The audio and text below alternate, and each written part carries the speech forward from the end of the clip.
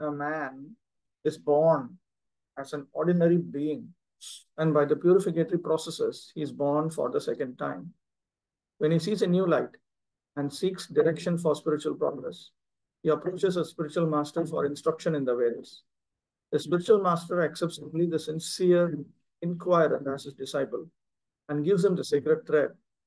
In this way, a man becomes twice born or a Dvija.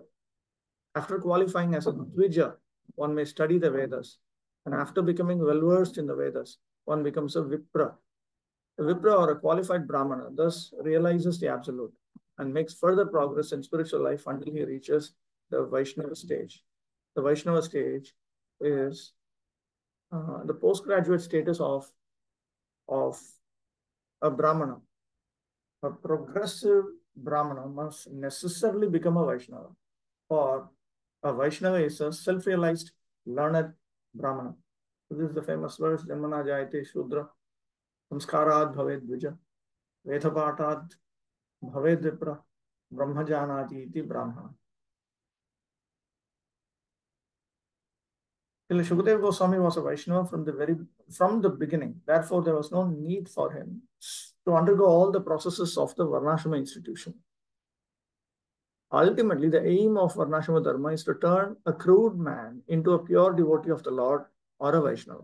This is the reason why Prabhupada wanted that ISKCON devotees start following the prescriptions, prohibitions, and allowances of Varna Dharma, Ashrama Dharma, Stri Dharma, along with the common duties, the different types of common duties in the Varnashrama system. Because ultimately it will turn one into a pure devotee of the Lord. Anyone, therefore, who becomes a Vaishnava, accepted by the first class Vaishnava or Uttamadhikari Vaishnava, is already considered a Brahmana, regardless of his birth due to his past deeds. Sri Chaitanya Mahaprabhu accepted this principle and recognized Srila Haridas Thakur as Acharya of the holy name, although Thakur Haridas appeared in a Mohammedan family. In conclusion, Srila Shukadeva Goswami was born a Vaishnava, and therefore Brahmanism was included in him. He did not have to undergo any ceremonies.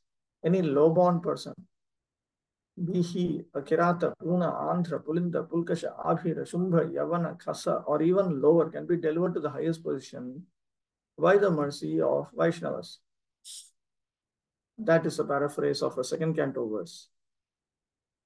Srila Shukadeva Goswami was the instructing spiritual master of Sri Suta Goswami, who therefore offers his respectful obeisances unto Srila Shukadeva Goswami before he begins his answers to the questions of the sages at Naimisharanya.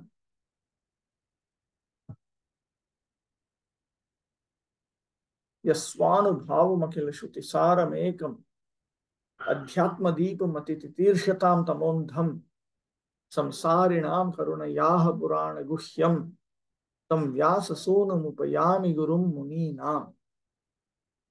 Let me offer my respectful obeisances unto him, Shuka, the spiritual master of all sages, the son of Vyasadeva, who out of his great compassion for those gross materialists who struggle to cross over the darkest regions of material existence, spoke this most confidential supplement to the cream of Vedic knowledge, after having personally assimilated it by experience.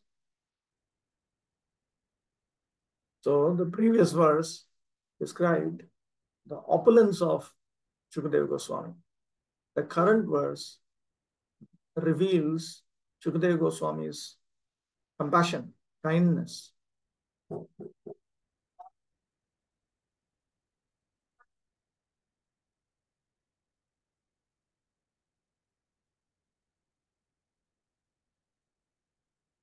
The supplement to the cream of Vedic knowledge refers to the Puranas. And this most confidential supplement to the cream of Vedic knowledge refers to the Bhagavata Purana.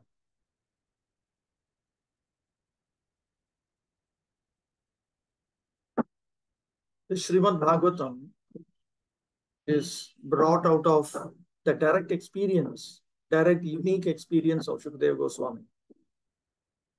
It is the essence of all the Shrutis, Akhila Shruti Saram. It is unrivaled, the only one. It is unparalleled. is a book about spirituality, and it directly reveals all the truths of spiritual nature.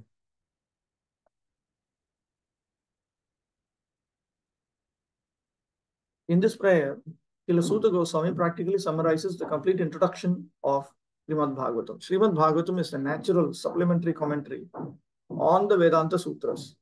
The Vedanta Sutras or the Brahma Sutras were compiled by Vyasadeva with a view to presenting just the cream of Vedic knowledge. Srimad Bhagavatam is the natural commentary on this cream. Srila Shukadeva Goswami was a thoroughly realized master of the Vedanta Sutra, and consequently he also personally realized the commentary, Srimad Bhagavatam. And just to show his boundless mercy upon bewildered materialistic men who want to cross completely over nations, he recited for the first time this confidential knowledge. The Vedanta Sutra is very important. Just as Srimad Bhagavatam is the fruit of the desire tree of all Vedic knowledge, Bhaktivinoda Thakur says the Vedanta Sutra, the Vedanta Sutras are the flowers from the desire tree of Vedic knowledge. There is no point in arguing that a materialistic man can be happy. No materialistic creature, be he the great Brahma or an insignificant ant, can be happy. Everyone tries to make a permanent plan for happiness, but everyone is baffled by the laws of material nature. Therefore, the materialistic world is called the darkest region of God's creation.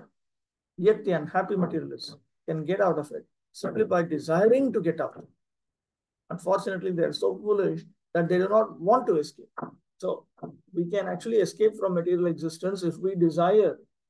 But if we don't even desire it, then it doesn't work.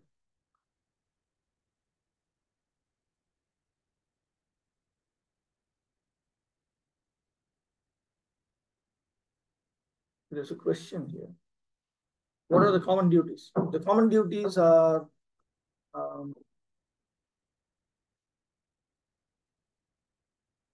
enlisted in. Okay, wait. Sorry.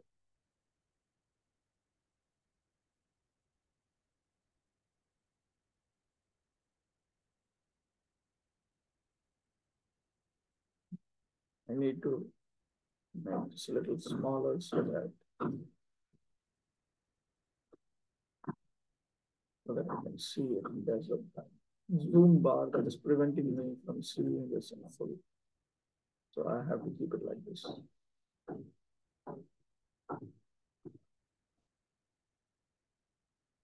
A number of places where the common duties are spelled out, but I'll show one set from here.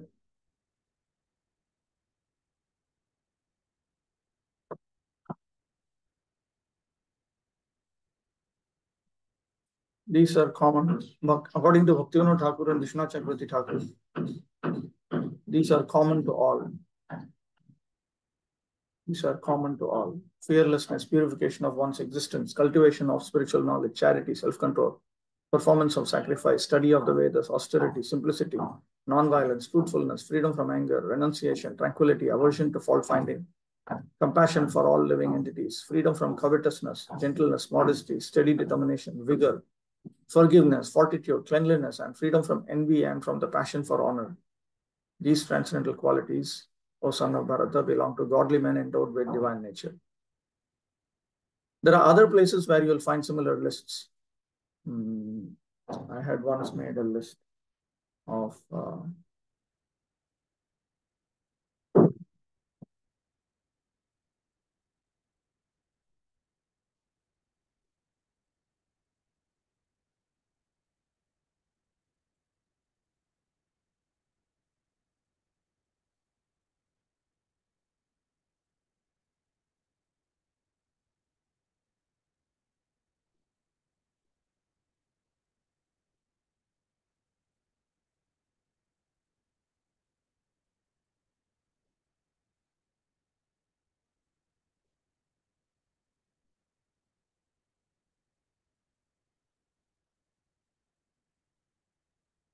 it takes so much time.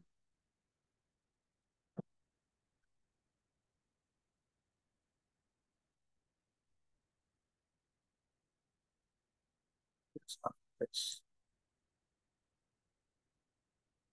the one I often quote is here.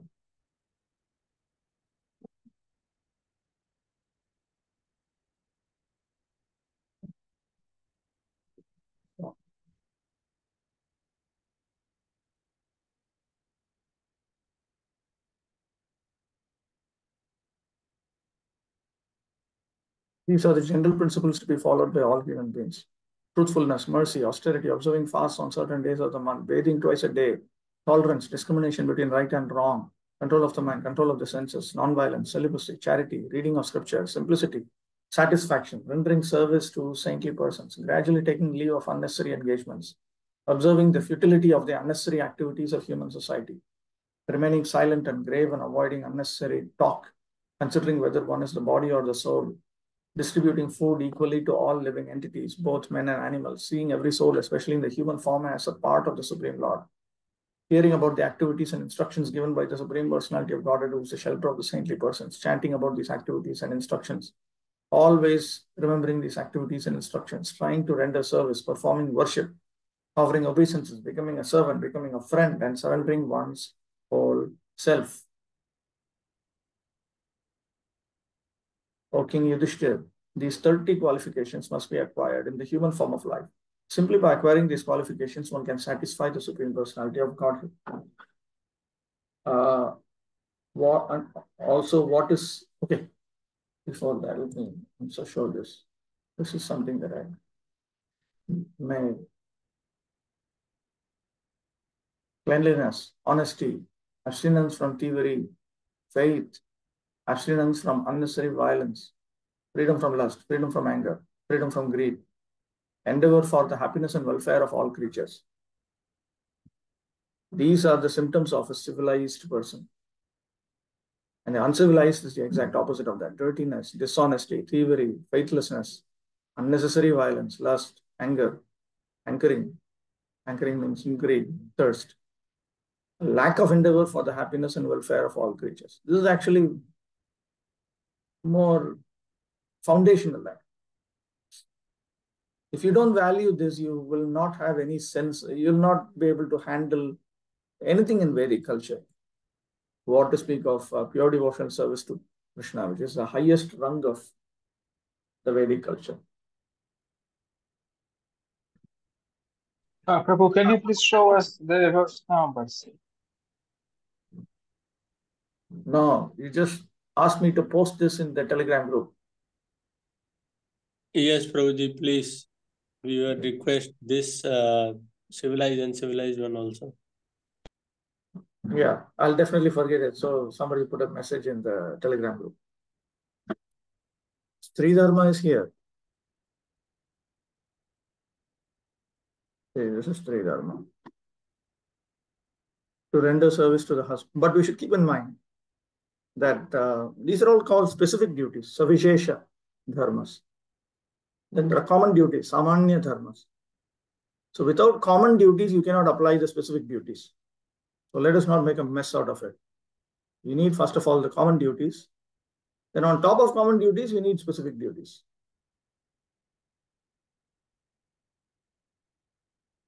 To render service to the husband, to be always favorably disposed toward the husband, to be equally well disposed towards the husband's relatives and friends, and to follow the vows of the husband. These are the 4 principles to be followed by women described as chaste.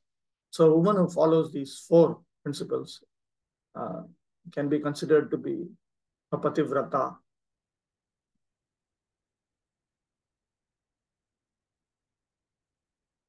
There are, and beyond this also, there are different degrees of pativratas. That is also there. A chaste woman must dress nicely and decorate herself with golden ornaments for the pleasure of. You can see all these things later on.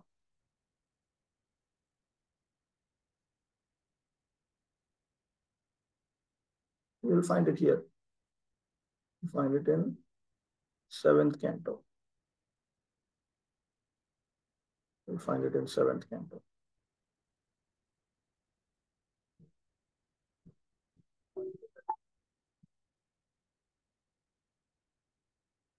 Chapter 11. Okay. Prabhuji, Hmm. when we say common duties, means these are common and for all varnas and all ashram. Yes, of course. And women. Varna dharma, ashrama dharma is for men. Sri dharma is for women. So Mataji, they don't follow varna and ashram as per their husbands. No, they have their identities. They have varnic identity, but they don't have varnic responsibilities. Okay. Okay, Prabhu. Okay. Their ashrama dharma is just Sri dharma, that's all. What is that? If they're married, then they have to do all these things for their husbands. Prior to that, they have to serve their father. Then afterwards, they have to be submissive to their sons. Of course, assuming that these men are also up to the mark. Not that they're expected to be pure devotees of Krishna, but they're at least they are submissive to Lord Vishnu and they are dharmic, fully dharmic. If the man is not sufficiently up to the mark, then he has to listen to his wife if the wife is up to the mark. What to do? Yeah. That situation is everywhere. If you have the general principle. General principle is the children should listen to the parents. But if the children are more Krishna conscious and more dharmic, then the parents should listen to the children. That is there between Guru Shishya also. If the Guru is not sufficiently Krishna conscious or dharmic, and the Shishya is more Krishna conscious and dharmic, then the Guru should listen to the Shishya. That is everywhere. So these are general principles, and then you'll always find exceptions. As long as the more we follow the general principles, the less we will have to face the embarrassment of having to deal with exceptions.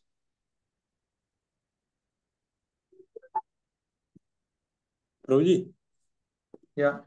Like if man is not up to the mark, like he is in some cases he is like very sinful, but if still that wife Mataji is serving him nicely, so what will be her future? She will. That's okay. It's serving means that at least she's protected. She is at least protected. If the man is at least protecting her, and he is not forcing her to engage in sinful activities. In India, we come across many cases like this. The man should actually just shut up and listen to his wife. That would be the best thing he could do in his life. What to do? The embarrassing exception comes in.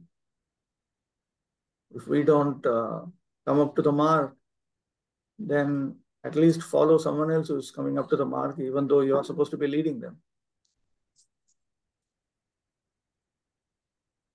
So, any reference for if a son is spiritually qualified, they should listen. He should, a family should listen to him. No, it's a basic principle that sajati ashe snigdhe sadhu sangasvatah vare. The basic principle of Bhakti Yoga is that you listen to those who are more advanced than you.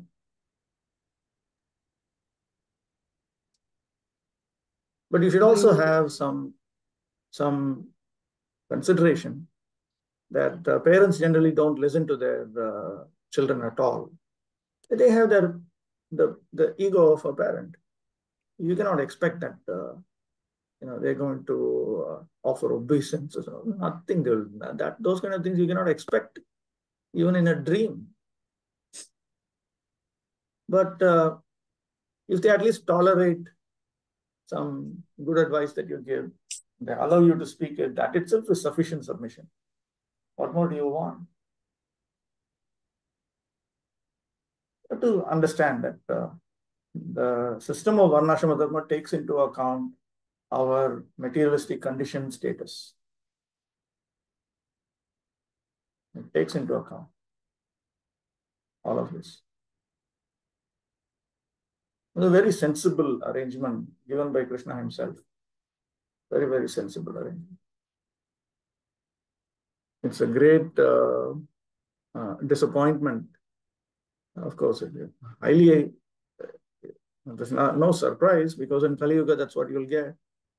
But it is a matter of great disappointment that the rules and regulations of Varna Dharma, Ashrama Dharma, Stri Dharma, and Samanya Dharma, common duties, these are all being rejected.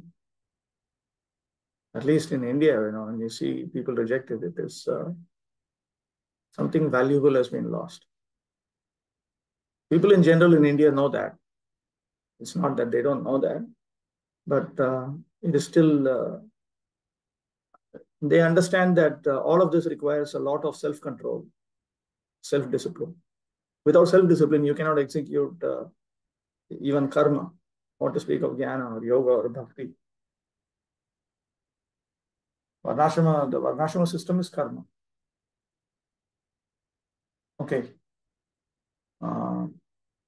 Therefore, they are compared to the camel, which relishes thorny twigs because he likes the taste of the twigs mixed with blood. He does not realize that it is his own blood and that his tongue is being cut by the thorns. Similarly to the materialist, his own blood is as sweet as honey.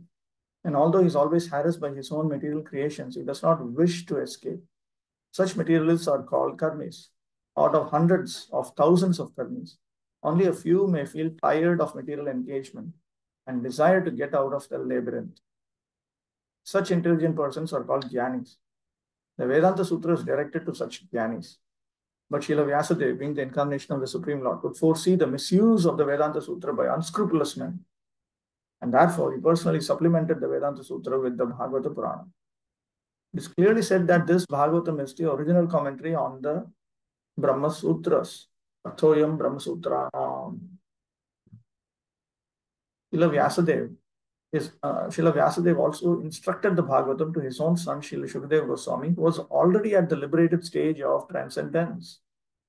Srila Shukadeva realized it personally and then explained it. By the mercy of Srila Shukadeva, the Bhagavata Vedanta Sutra, by that Prabhupada refers to the teachings of the Vedanta Sutra as presented in Srimad Bhagavatam, is available for all those sincere souls who want to get out of material existence. Srimad Bhagavatam is the one unrivaled commentary on Vedanta Sutra.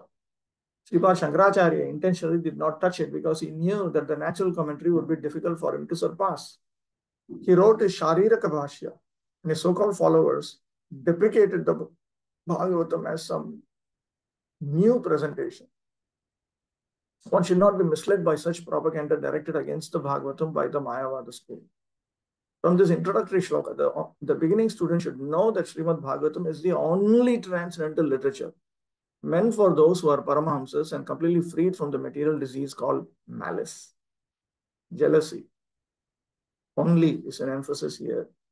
Ekam Anupamam. The Mayavadis are envious of the personality of Godhead, despite Sripad Shankaracharya's admission that Narayana, the personality of Godhead, is above the material creation.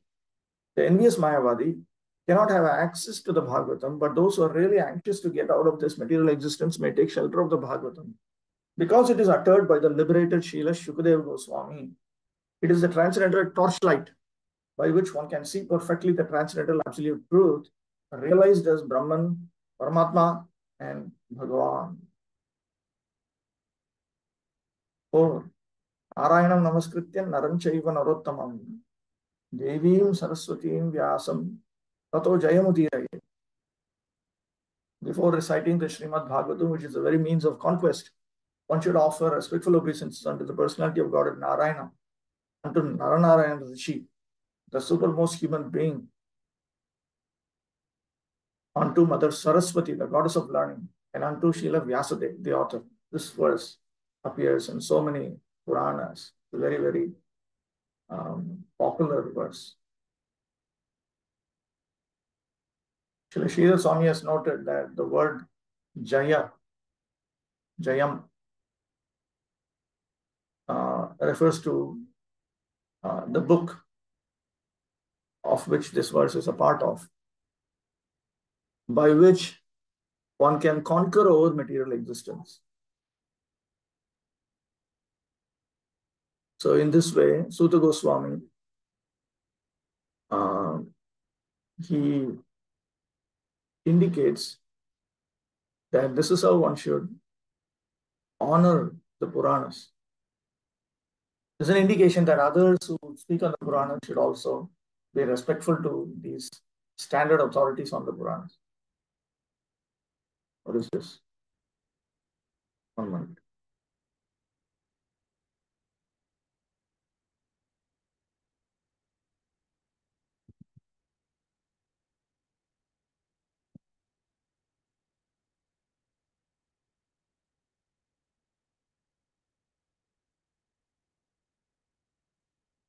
Oh dear, again.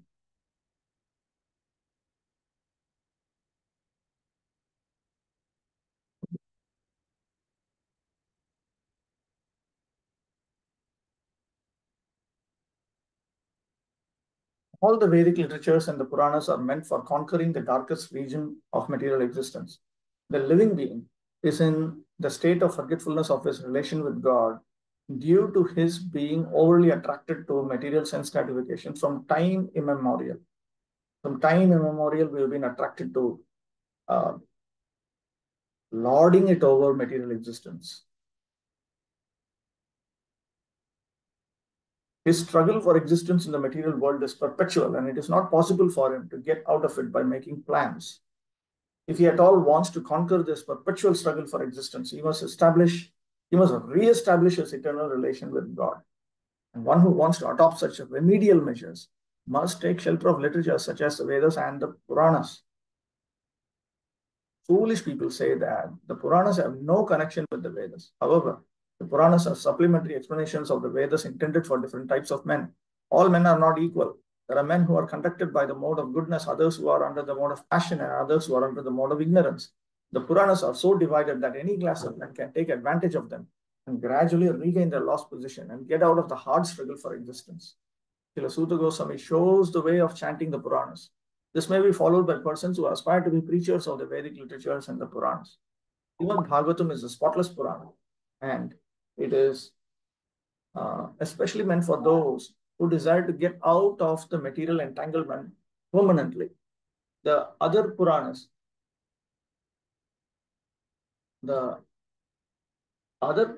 they promote you one level higher, but Srimad Bhagavatam completely takes us out of material existence. Does anyone have any question? I thought someone raised his hand. Okay. Hare Krishna, Prabhu. Prabhu, this term lording it over material nature, can you explain it little, like? When we try to enjoy material existence, that is what Prabhupada refers to as lording it over material existence, lording it over material nature. Purusha prakritisto hi bhunte prakriti jan guna. This is lording it over material existence. We try to make arrangements by which we can experience favorably material sound, material touch, sound, touch, form, taste, smell. When we come across the sattvic portions of the scriptures, material existence is analyzed and reduced to its raw configuration. In the rawest explanation of material existence is this: you just want to experience sound, material sound, touch, form, taste, smell. It sounds highly uninspiring, but that is the reality. It's just everybody trying to do the same thing. Everyone is trying to experience to the maximum possible extent a very favorable experience, or trying to come across a favorable experience of material sound, form, taste, touch, rupa, rasa, shabda, sparsha, gandha, smell. Now, all of that is highly disconnected from the actual nature of the living entity. So in the Vedic scriptures, and in Vedic culture in general, this point keeps coming out again and again and again. Again and again and again, these things keep coming up. When someone dies, then the Brahmanas come and recite Vedic verses which reveal the reality of material existence, that we all reincarnate, this world is miserable, according to our karma, we'll get another birth. So these things are told again and again and again. This is a background. Philosophy is a background. And that is very, very important. Otherwise, we will all drown in our attempts to find material happiness. And we'll go nowhere, actually. We will go nowhere. The Vedic process is actually very, very good. Bhaktisiddhanta Saraswati Thakur explains the word karmi or karma. He refers to karma as elevationism. It is the process by which you elevate yourself life after life after life. So in this life, I'm a human being. Next life, I should be a demigod. Elevate yourself life after life after life. He refers to the process of jnana as salvationism. The idea that instead of trying to elevate yourself, you should try to attain salvation, freedom from material existence altogether.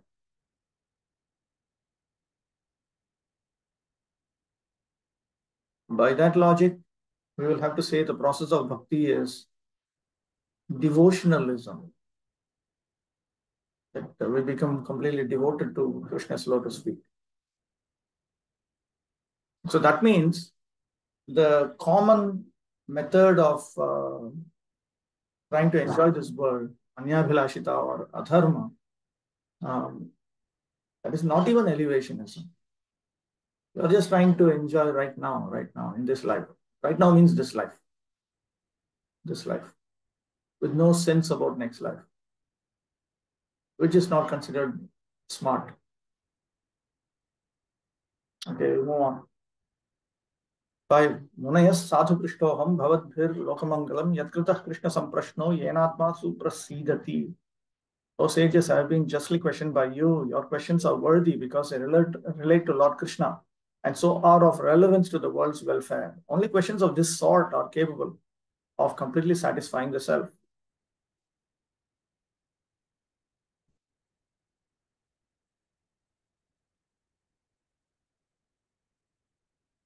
So here he congratulates them in return. The questions are good because they are related to Lord Sri Krishna.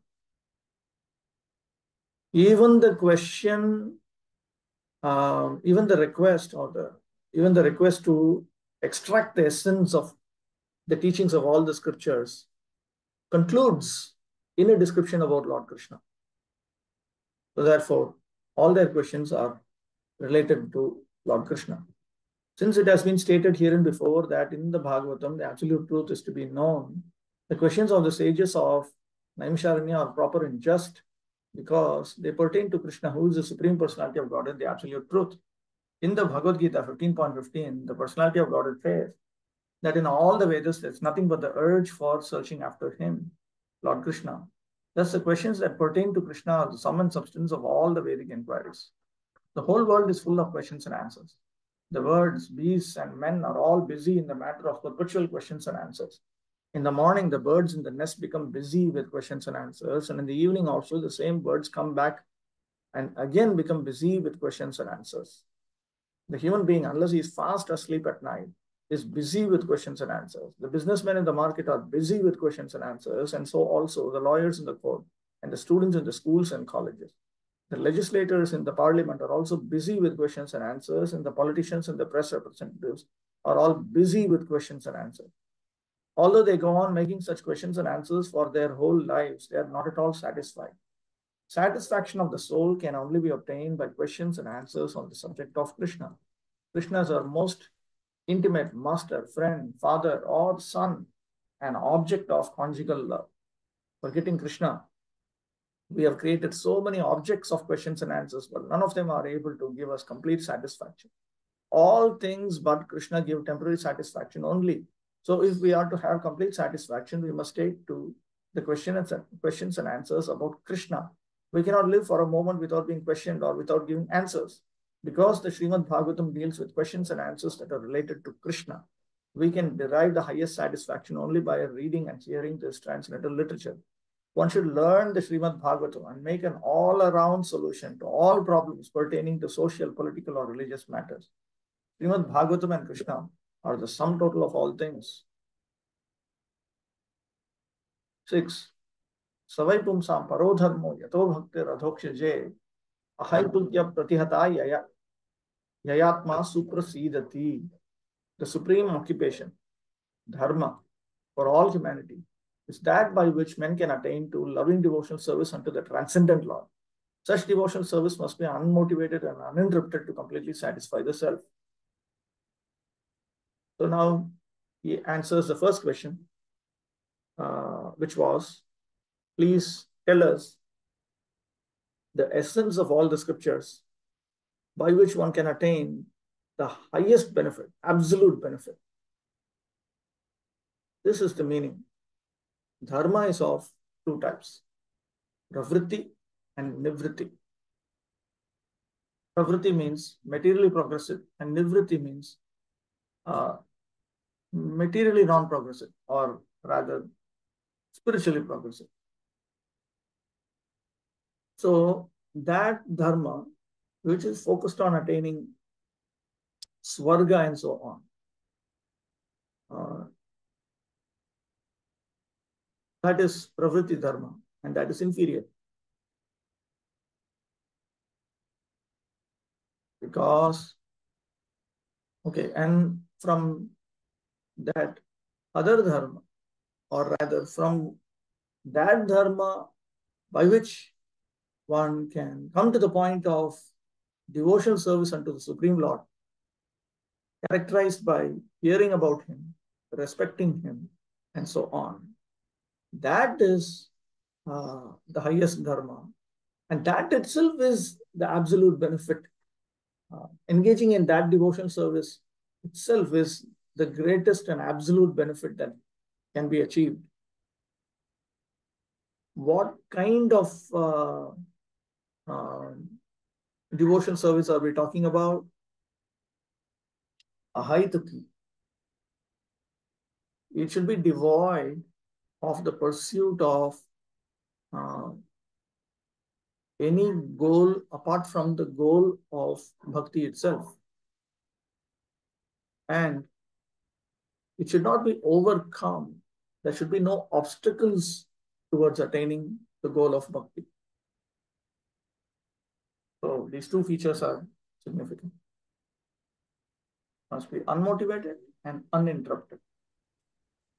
In this statement, Sri Suta Goswami answers the first question of the sages of Naimisharanya. The sages asked him to summarize the whole range of revealed scriptures and present the most essential part, so that fallen people or the people in general might easily take it up.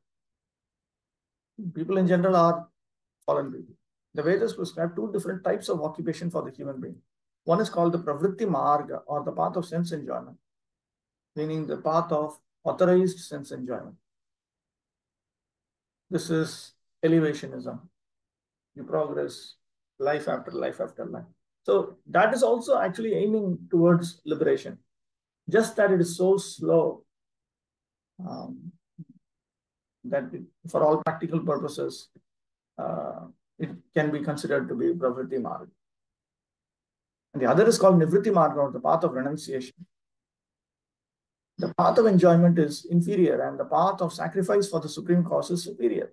The material existence of the living being is a diseased condition of actual life. Actual life is spiritual existence, or Brahmabhuta existence, where life is eternal, blissful, and full of knowledge. Material existence is temporary, illusory, and full of miseries. There is no happiness at all. There is just the futile attempt to get rid of the miseries, and temporary cessation of misery is falsely called happiness. Therefore, the path of progressive material enjoyment, which is temporary, miserable, and illusory, is inferior. So the concept is the path of elevationism, even though it is authorized in the scriptures, Vedic scriptures, is inferior because it is for conditioned souls who are adamant about sense enjoyment.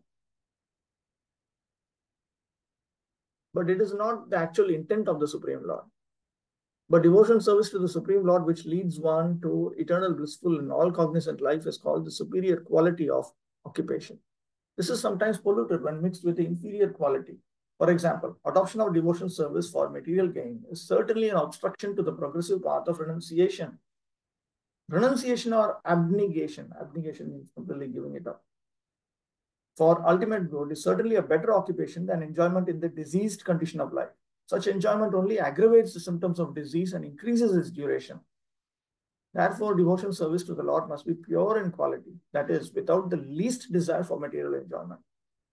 One should therefore accept the superior quality of occupation in the form of the devotion service of the Lord without any tinge of unnecessary desire, fruitive action, and philosophical speculation. This alone can lead one to perpetual solace in his service. We have purposely denoted dharma as occupation because the root meaning of the word dharma is that which sustains one's existence. A living being's sustenance of existence is to coordinate his activities with his eternal relation with the Supreme Lord Krishna. Krishna is a central pivot of living beings. He's actually the central point. Just like in a compass, we have the pivot. It's resting on the pivot. So like that, we're all resting on Krishna. And he is the all-attractive living entity or eternal form amongst all other living beings or eternal forms. Each and every living being has his eternal form in the spiritual existence. And Krishna is the eternal attraction for all of them. Krishna is the complete whole and everything else is his part and parcel. The relation is one of the servant and the served. It is transcendental and is completely distinct from our experience in material existence. This relation of servant and the served is the most congenial form of intimacy. One can realize it as devotion service progresses. This is all Bhaktisiddhanta Saraswati, gathered from various writings of Bhaktisiddhanta Saraswati. One can realize it as devotion service progresses. Everyone should engage himself in that transcendental loving service of the Lord, even in the present conditional state of material existence. That will gradually give one the clue to actual life and please him to complete satisfaction. So Krishna will be pleased, and we will also be pleased. 7. Yes. Prabhu, you were mentioning something about bhakti being free from obstacles. I could not understand it fully. Was it, were you describing that uninterrupted portion? Yeah, uninterrupted means uninterrupted by obstacles. Uninterrupted means uninterrupted by obstacles.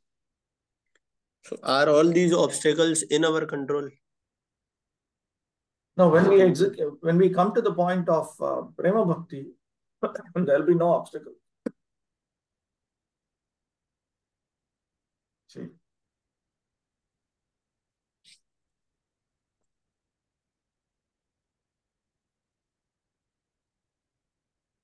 Yato bhakti prema lakshana bhavet ahitu king. So the sort of bhakti that is discussed as ahituki apratihata is that which is characterized as prema bhakti. So that by which we attain prema bhakti, that is proper dharma. That is our duty, actually. Simple point. That is our duty. That is our duty. And the Bhagavatam is targeting those who are interested in that achievement, in that goal. If you're not goal-oriented, you cannot actually be helped to make spiritual progress. When Prabhupada was asked about various religions and so on, he simply came back to this particular verse, Savai pumsam paro dharmo yato bhakti rathokshaje ahaitukya pratihata yayatma suprasidati. Have you attained the love of God? In love of God, there is devotional service to God without any motivation other than to please God and with no obstacles. You don't experience any obstacles. Prior to Prema Bhakti, we experience obstacles, but there are no obstacles. We might, ultimately, it is not just about other religions, even within Vedic Dharma, because there are various combinations through which you can make spiritual progress. Even within Krishna consciousness as presented in our own movement, different people may have different opinions. You should do this, you should do that, and all that. But ultimately, the consideration is: are you making progress towards prema bhakti or not? So you cannot go on saying no, but this scripture says it, that previous acharya says it, and Prabhupada says it like this, and my Guru Maharaj says it like this, my friends tell me like this, my wife tells me this, my husband tells me this. That's not the point. The point is, are you making progress or not? If you're not making progress, something is wrong. So that consideration we should have. Very important. Prabhupada has brought considerations regarding prema bhakti as a concrete guiding principle in our current Krishna consciousness. 7. Vasudeve Bhagavati Bhakti Yoga Prayojitaha Janayatyashu Vairagyam Jnanam Chayyat Ahaitukam. By rendering devotion service unto the personality of God, Sri Krishna, one immediately acquires causeless knowledge and detachment from the world.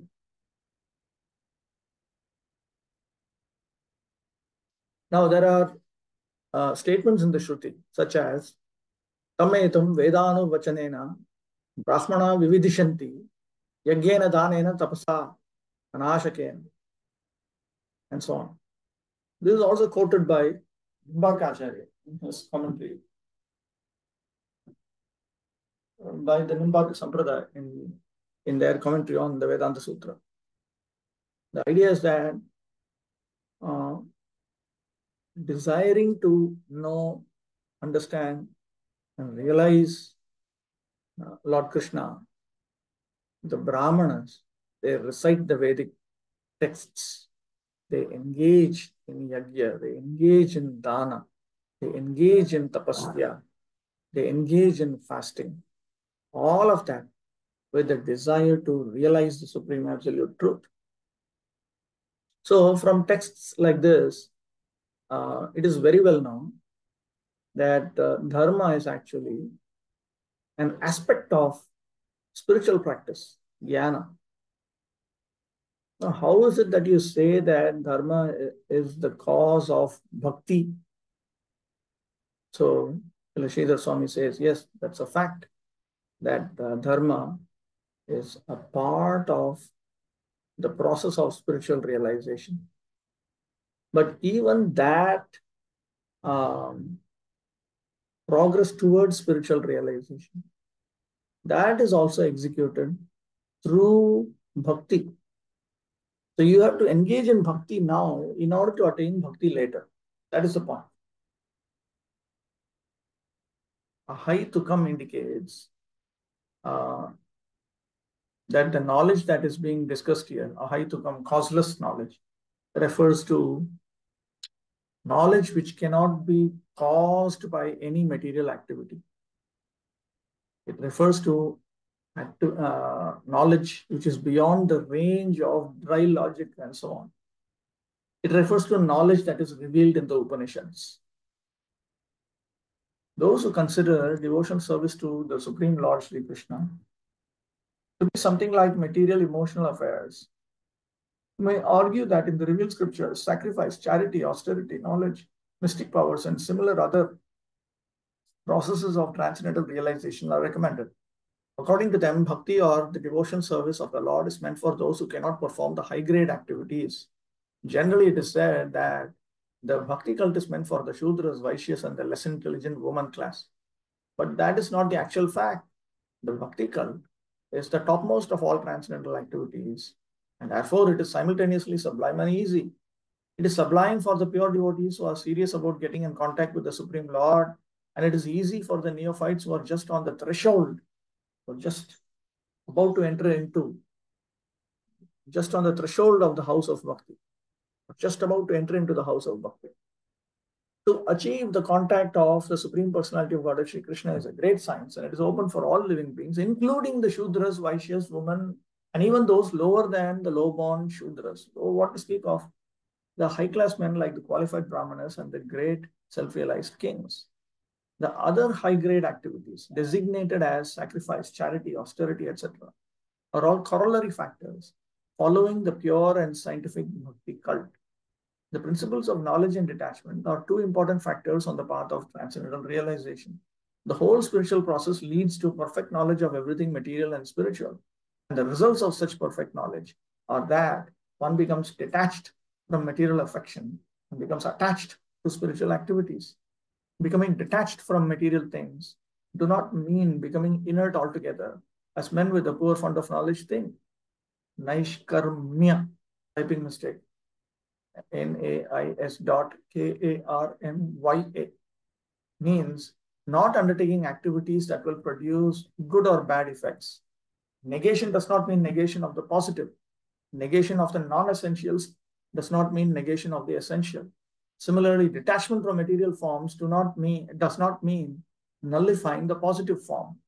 The bhakti cult is meant for realization of the positive form. When the positive form is realized, the negative forms are automatically eliminated.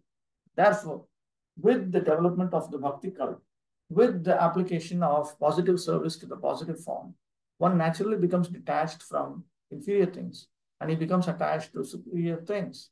Similarly, the bhakti cult, being the supermost occupation of the living being, leads him out of material sense enjoyment. That is the sign of a pure devotee. He's not a fool, nor is he engaged in the inferior energies, nor does he have material values. This is not possible by dry reasoning. So unless we satisfy Lord Krishna and devotees of Lord Krishna who are vastly more advanced than us, it is not possible to come to this point. How do you get out of sense enjoyment? Higher than sense enjoyment is emotional enjoyment, intellectual enjoyment, and so on. How do you get out of the sensual plane, emotional plane, intellectual plane? We are trapped. But this is only possible through grace, mercy. It actually happens by the grace of the Almighty. In conclusion, one who is a pure devotee has all other good qualities, namely knowledge, detachment, etc. But one who has only knowledge or detachment is not necessarily well acquainted with the principles of the bhakti cult. Bhakti is the supermost occupation of the human being. 8. Dharma swanishtitah pumsam vishwaksena kathasuriya notpadayat yadi ratim shrama eva hi kevalam. The occupational activities a man performs according to his own position are only so much useless labor if they do not provoke attraction for the message of the personality of Godhead. Now, this is saying the same thing indirectly. The previous verse stated it directly. Now, this is stating it indirectly. It denies the negation of it.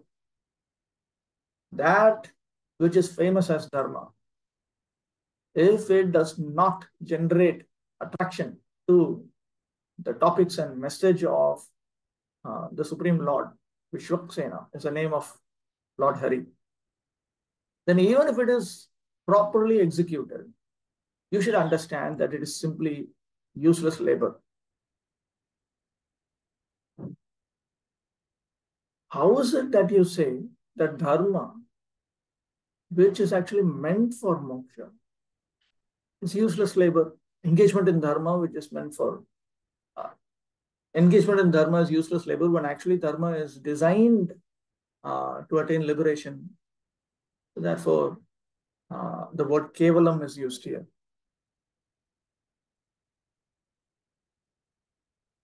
Entirely. It is entirely a waste of time. That shrama, that labor, it's fruitless. It has produced no result.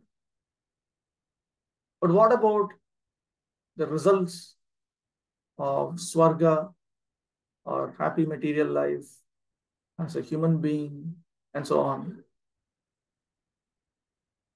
No. Because they are all temporary. They're as good as not attaining. But what about the Shruti statements, Akshayam Havai Chaturmasi Yajana Sukritam Bhavati? If you engage in certain materialistic rituals during the 4 months of Chaturmas, one attains imperishable material happiness. One attains an imperishable amount of pious credits. So, what do you have to say about that? So then, Sridhar Swami says, no, you have to use your intelligence and examine how the scriptures logically present the truths of existence. There is another statement in the Shruti texts, in the Shruti itself, that just as in this world, when you perform, in this world means in this life, when you perform material activities, your achievements are all lost. Similarly, when you perform pious material activities, whatever you will attain in the future, that will also be lost. Now, this is a logical presentation. And when the Vedic scripture teaches something logically, that is meant to be given more value, meaning that you are meant to accept that in the literal sense, and the other statements are meant to be understood in an indirect sense. So the statement that if you perform the material activities which are prescribed for Chaturmas, one attains inexhaustible results, should be understood in an indirect sense, that they are inexhaustible by human calculation. That's all. It doesn't mean inexhaustible in the absolute sense. This is a common point that comes up in the Vedanta Sutra commentaries right in the beginning itself. All the different Vedantas, including the Mayavadis, argue this. There are different occupational activities in terms of man's different conceptions of life. To the gross materialist who cannot see anything beyond the gross material body, there is nothing beyond the senses. Therefore, his occupational activities are limited to concentrated and extended selfishness. Concentrated selfishness centers on the personal body. This is generally seen amongst the lower animals. Extended selfishness is manifested in human society and centers on the family, society, community, nation, and world with a view to gross bodily comfort. So the idea is that I want to make myself happy, and I want to make all those whom I consider to be mine happy. We all have conceptions of who we belong to. And we generally work out our values based on this conception of who we belong to. So if I think that, let's say I'm an Indian, then I want to be respected by Indians. If I think I belong to something else, some other group, let's say I think I belong to my circle of biological family members, then I want to be appreciated and respected by them. I don't want to be criticized and blasphemed by them. So we work out our values based on whom we think we belong to. So therefore, this conception has been presented as extended selfishness by Bhaktisiddhanta Saraswati Thakur. Above these gross materialists are the mental speculators who hover aloft in the mental spheres, and their occupational duties involve making poetry and philosophy or propagating some ism with the same aim of selfishness limited to the body and the mind. But above the body and mind is the dormant spirit soul, whose absence from the body makes the whole range of bodily and mental selfishness completely null and void. But less intelligent people have no information of the needs of the spirit soul, because foolish people have no information of the soul and how it is beyond the purview of the body and mind. They are not satisfied in the performance of their occupational duties. The question of the satisfaction of the self is raised herein. The self is beyond the gross body and subtle mind. He is the potent active principle of the body and mind. Without knowing the need of the dormant soul, one cannot be happy simply with emolument of the body and mind. The body and mind are superfluous outer coverings of the spirit soul. The spirit soul's needs must be fulfilled. Simply by cleansing the cage of the bird, one does not satisfy the bird. One must actually know the needs of the bird himself. The need of the spirit soul is that he wants to get out of the limited sphere of material bondage and fulfill his desire for complete freedom. He wants to get out of the covered walls of the greater universe. He wants to see the free light and the spirit. That complete freedom is achieved when he meets the complete spirit, the personality of Godhead. There is a dormant affection for God within everyone. Spiritual existence is manifested through the gross body and mind in the form of perverted affection for gross and subtle matter. Therefore, we have to engage ourselves in occupational engagements that will evoke our divine consciousness. This is possible only by hearing and chanting the divine activities of the Supreme Lord.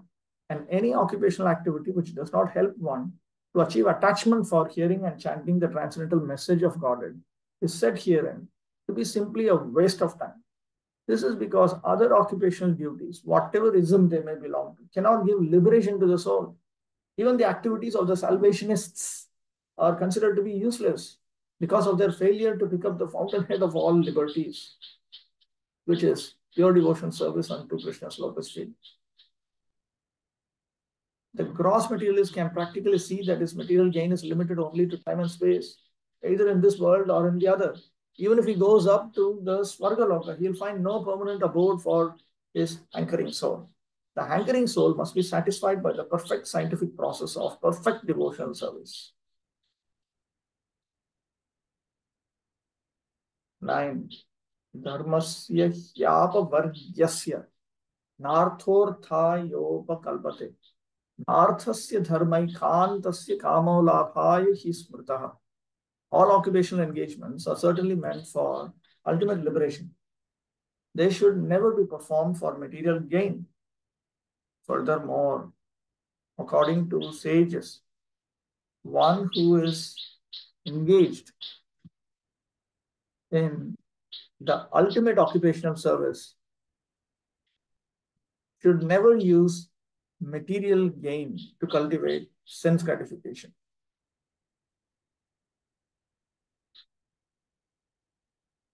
So it has been stated that by engaging in devotional service unto Lord Hari, one can attain even spiritual realization and renunciation and detachment from everything other than these. And that this is paradharma, this is superior dharma. But others think dharma is targeting towards artha, wealth. Piety has been given to us because it can help us attain material prosperity, artha. Tasya cha kama phalam. And material prosperity is for attaining kama. Kama actually refers to enjoyment of material sound, touch, form, taste, smell. But since it is well recognized that the combination of material sound, touch, form, taste, smell is best experienced in relationship to a woman, kama has the connotation of romantic, passionate, sexual engagements. Tasya cha indriya priti. And why is kama there? In today's world, they don't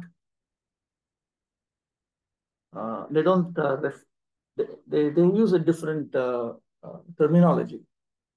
They talk about relationship. But a relationship is exactly that. That relationship is kama. That relationship is just that. It is romantic love, erotic passion, sexual union. That's what it is. That is what is called Ashtanga Maituna. That is what is kama. Why is that required? That is required for sense enjoyment, indriya priti. And those who are pious souls, they engage in that. And then they continue to engage in dharma, continue to execute pious activities. So through pious activities, again, they attain prosperity in this life and in the next, in order to attain sensual happiness, in order to attain sense gratification. It just goes on again. That circle goes on again and again. Dharmadarthasya kamascha sakimartham na sevyate. Just stated by Vyasadeva in Mahabharata. From dharma, you will get artha, you will get kama. So then why are people not executing dharma? Why they don't take shelter of dharma? So now that understanding is being denied here in two verses, in texts 9 and 10. Dharma extends up to apavarga. Apavargyasya indicates that dharma extends up to apavarga. So it is not appropriate to consider that dharma is meant for artha alone. Similarly, artha, which does not contradict dharma, should not be considered to just extend to producing kama as its result. We already discussed that pure devotion service to the Lord is automatically followed by perfect knowledge and detachment from material existence. But there are others who consider that all kinds of different occupational engagements, including those of religion, are meant for material gain. The general tendency of any ordinary man in any part of the world is to gain some material profit in exchange for religious or any other occupational service. Even in the Vedic literatures, for all sorts of religious performances, an allurement of material gain is offered. Most people are attracted by such allurements or blessings of religiosity. Why are such so-called men of religion allured by material gain? Because material gain, see here, religion stands for dharma, material gain stands for artha. Because material gain can enable one to fulfill desires, which in turn satisfy sense gratification. This cycle of occupational engagements includes so-called religiosity, followed by material gain, and material gain followed by fulfillment of desires. Sense gratification is the general way for all sorts of fully occupied men. But in the statement of Sutta Goswami, as per the verdict of the Srimad Bhagavatam, this is nullified by the present shloka. One should not engage himself in any sort of occupational service for material gain only. Nor should material gain be utilized for sense gratification. How material gain should be utilized is described as follows. And kamasya nendriya pritir labho jiveta yavata jivasya tattva jigyasa nartho yascheha karma bhihi. Life desires should never be directed towards sense gratification. One should desire only a healthy life or self-preservation, since a human being is meant for inquiry about the absolute truth. You come across this expression, inquiry, every now and then. Jigyasa.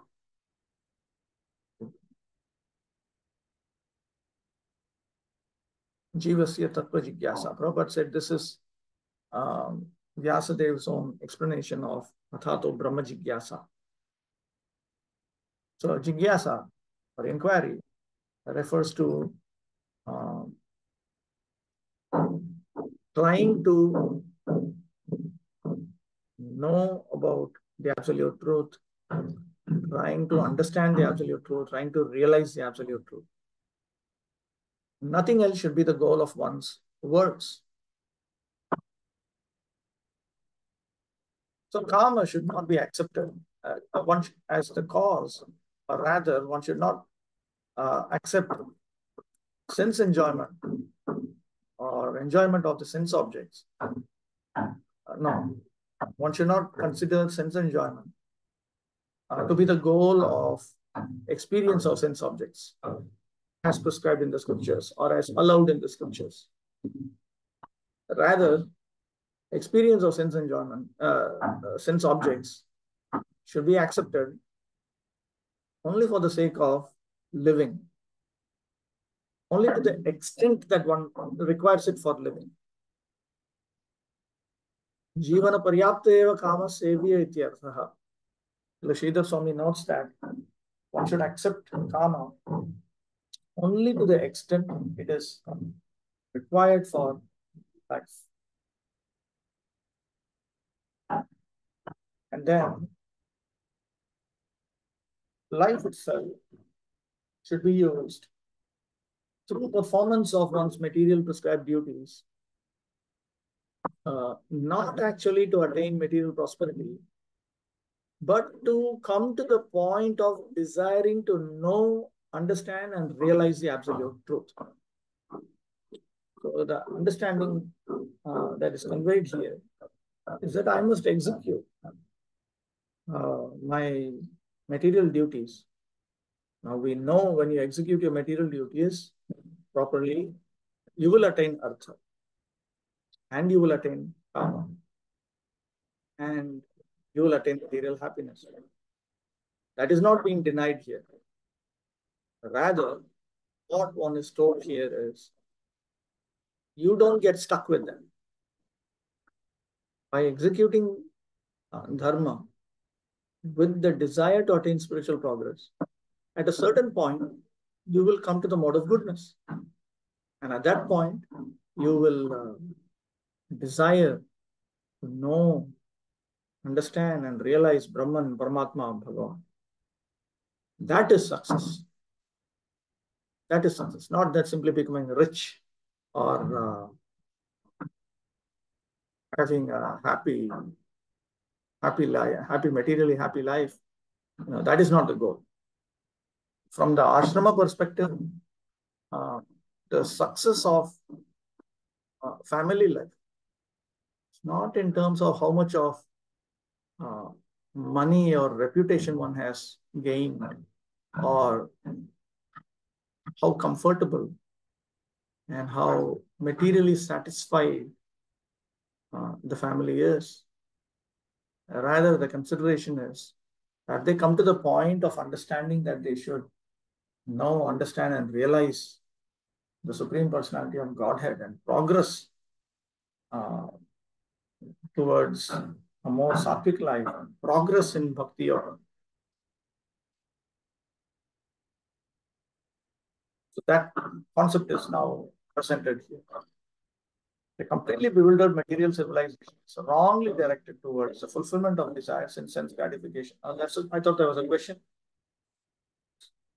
Did someone ask a question? Yes. So in the previous purport, 9th sloka, it is mentioned that one should not engage himself in any sort of occupational service for material gain. Only. But when we do dharma, then we get only material benefit, right? No. That is the whole point. You don't get only material benefit. If you do it with the desire to make spiritual progress, then you also attain the desire to make spiritual progress in purity.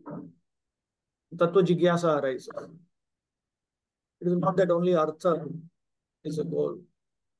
Tattva jigyasa is another goal. It is a higher goal. You have the lower goal and the higher goal, or the lower benefit and the higher benefit. So therefore, Sutta Goswami is saying this.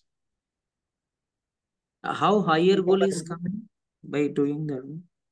Yeah, if you execute your dharma in a proper manner, with a desire to come to that point, then Lord Vishnu provides that. If one does not have those desires to make spiritual progress and carry out dharma, then he attains only the lower goal. Otherwise, he may attain the lower goal and the higher goal. Both. That is the point. Also, here you said dharma is 2 types, pravritti and nivritti. So, in Pravritti Marga, they have no interest in Tattva Jigyasa. Pravritti Marga, they have no desire for Tattva Jigyasa. They only want Artha. That is their problem. That is what makes it Pravritti. Whereas in Nivritti Marga, they actually want Tattva Jigyasa. But still, how many people also following this Pravritti Marga? But in Kali Yuga, small Yes. minority. And Nivritti Marga is rare. Nivritti Marga is only a small minority are following. Nivritti Marga is almost non-existent. This Pravritti Marga also people are there. There are plenty of people who follow. Completely confused, of course. But in general, there are people who understand that there's something called piety. You perform these things, then the god or gods or whoever or the universe will reciprocate by giving you material happiness this time. They have a gentle sense. In India, they do have a gentle sense that you execute dharma, you'll get artha and kama. It's correct, actually. You execute dharma, you get artha and kama. It's not some great rocket science. You do the thing correctly, you get the results. That's all. But nobody is following correctly. Okay, to whatever extent they follow, to that extent they get. Just like following any demigoddess worship also comes under this dharma. Yeah, if the demigoddess actually exists and they actually carry out the proper process, yes.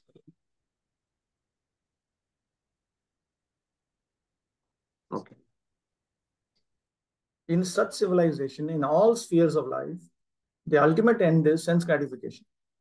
In politics, social service, altruism, philanthropy, and ultimately in religion or even in salvation, the very same tint of sense gratification is ever increasingly predominant.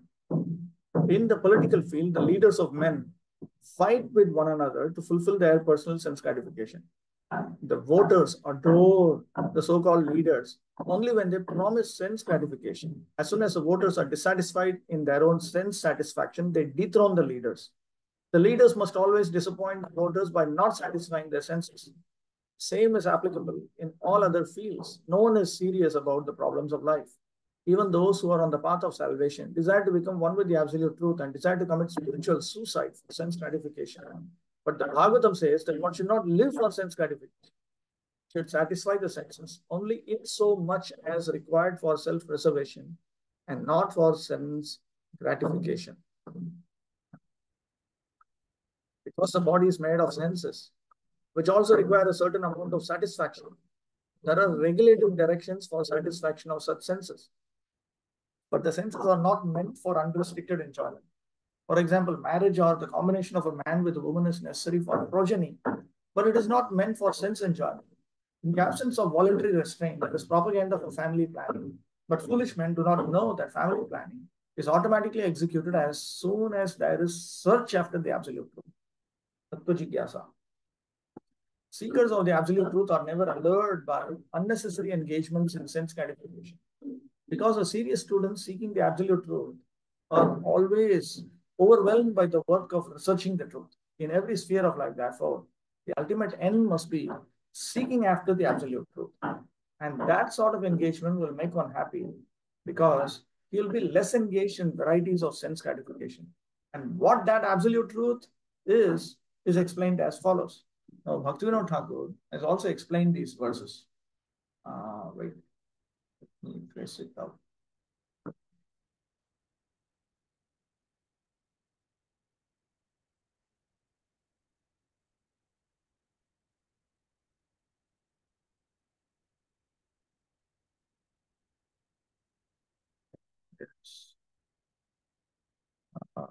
Introduction to the first edition of Chaitanya Shikshamrita.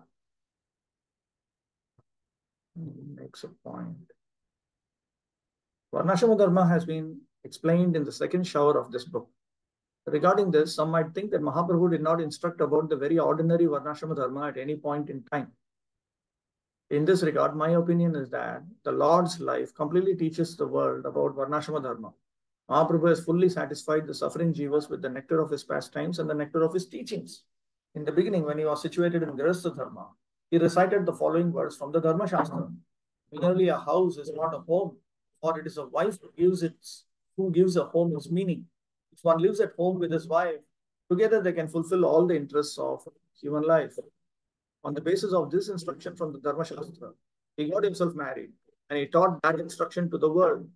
He taught mankind the secondary injunctions of Shastra by following the secondary injunctions such as service to one's father and mother, service to uninvited guests, performance of Shraddha and other such rituals in Gaya upon the death of one's father, honoring Brahmanas, study, righteously earning money, compassion, truthfulness, and accepting the scriptural arrangements concerning vows and so on.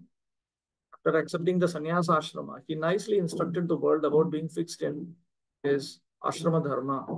His instructions pertaining to varnashrama dharma have especially been taught in the following two verses of Srimad Bhagavatam quoted by him. Swanushtitasya dharmasya samsiddhir haritoshanam. The highest perfection one can achieve by discharging the duties prescribed for one's own occupation is to please the personality of Godhead. If by excellently carrying out the dharma of varnashrama, one pleases Lord Hari, that is its highest perfection. The occupational activities a man performs according to his own position are only so much useless labor if they do not provoke attraction for the message of the personality of Godhead. If varnashrama dharma does not generate faith in Harikatha, despite being excellently carried out, it is simply useless labor on the part of its performer. Please examine these two verses dear to Mahaprabhu and as quoted by Sri Jiva Goswami. One should certainly accept varnashrama dharma in order to maintain the body and the society based on the body. Mahaprabhu's instruction is that one should not accept that dharma just for sense gratification, but to maintain the body through that dharma and to engage in the sadhana of bhakti by cultivating Krishna consciousness. Therefore, one should understand that all the instructions pertaining to dharma and adharma, which have been gathered from the Smriti Shastras in the second shower, have been taught by Mahaprabhu as the secondary means in the sadhana of bhakti. And then I think I have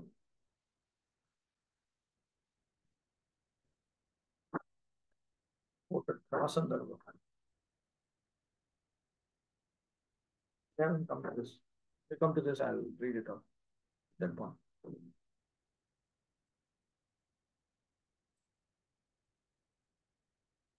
11. Vadanti tat tattvavidas tattvam yad jnanam advayam brahmeti paramatmeti bhagavaniti shraddhyate.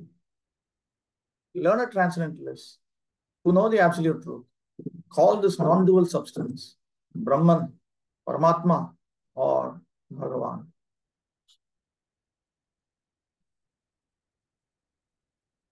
Now there are some who think that Tattva Jigyasa should be the same as Dharma Jigyasa because it is the principle of Dharma. That itself should be accepted as the highest truth. The Mimamsa philosophers, they think like this. So, with that in mind, Sutta Goswami speaks the current verse.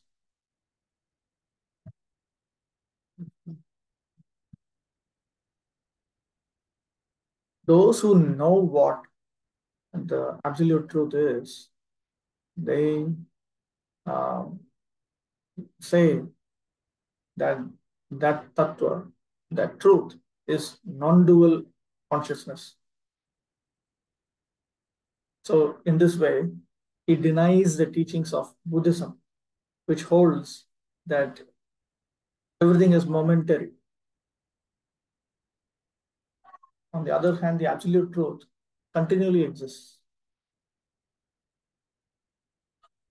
But then one might object, the knowers of the absolute truth seem to be a controversial group. Different people say different things. So many people say so many things. So then Sutta Goswami indicates, no, that is not the case. It is that same absolute truth that is being referred to by various names, different names. The followers of the Upanishad, they refer to the absolute truth as Brahman. The followers of the path of yoga, they refer to that absolute truth as Paramatma. And the Sattvatas or the Vaishnavas who follow the pathway of Bhakti, they refer to the absolute truth as Bhagavan. The absolute truth is both subject and object, and there is no qualitative difference there. I think Prabhupada will explain this again, but anyway, I'll mention it. It refers to there being no qualitative difference between the living entities who are trying to know, understand, and realize the absolute truth. So you have the subject, you have the object. The object of knowledge, understanding, realization is the absolute truth. The subject of knowledge, understanding, and realization is the living entity, but both of them are qualitatively one. Therefore, he has been described, the absolute truth has been described as non-dual knowledge. Therefore, Brahman, Paramatma, and Bhagavan are qualitatively one and the same. I'll stop with this. We'll resume in the next session.